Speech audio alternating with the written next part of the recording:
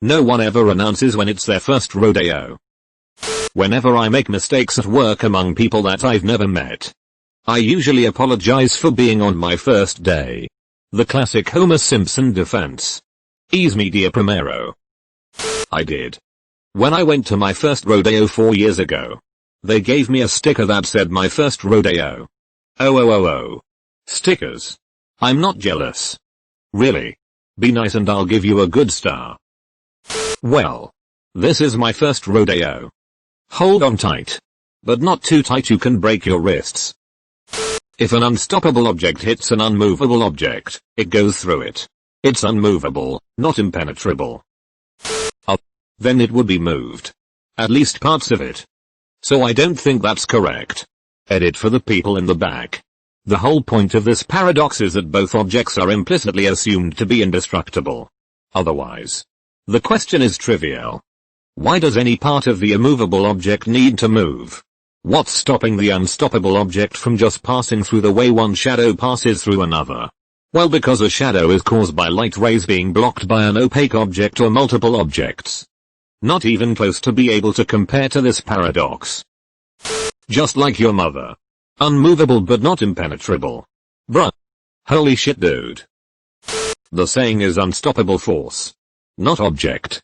Also, the other comments are right. If a hole is made, part of the object is moving. Also, any force is an unstoppable force. Even if the force acting on an object fails to move it, it is still a force. The tiniest gust of wind is an unstoppable force. Because it has a quantity and will act in a direction.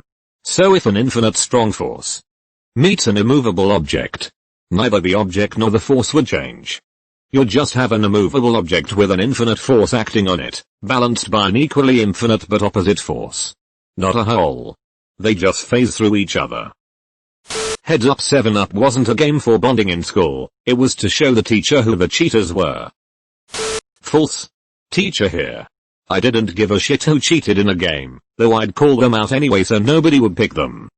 The real reason why we play 7-Up is because there are 5-10 minutes left of class and we need to use up the time. As a substitute teacher, this is the correct answer. As a fellow substitute teacher, correct answer is the correct answer to the correct answer. This is called heads down thumbs up in the UK. I don't really understand where the 7-Up comes from. 7 what? I think it's because there's supposed to be 7 kids going around tagging the thumbs. But I've played it in situations where there weren't enough people to have 7 kids be it. That's how it was explained to me and we played with 7 taggers. And it's the name of a pop soda brand. Learn heads down. Thumbs up from an Aussie teacher. Pretty sure the teacher just wanted everyone to shut up. That or they're hungover and want to turn the lights off. As a former summer camp worker I can validate this. 8 hours a day around screaming kids in this game feels like heaven. Ghosts in the graveyard. You can extrapolate a lot about a person's character by whether they walk faster when a car is waiting for them to cross the crosswalk. I walk fast because I deadass know what it's like waiting for someone to cross and they take their damn time. Yes, but that means you have to. Shivers. Consider the needs of others. Two-way street, sorry. Couldn't help myself. BC sometimes the pedestrian physically can't go faster. So now the tire is on the other wheel, the driver also considers the needs of others. Maybe.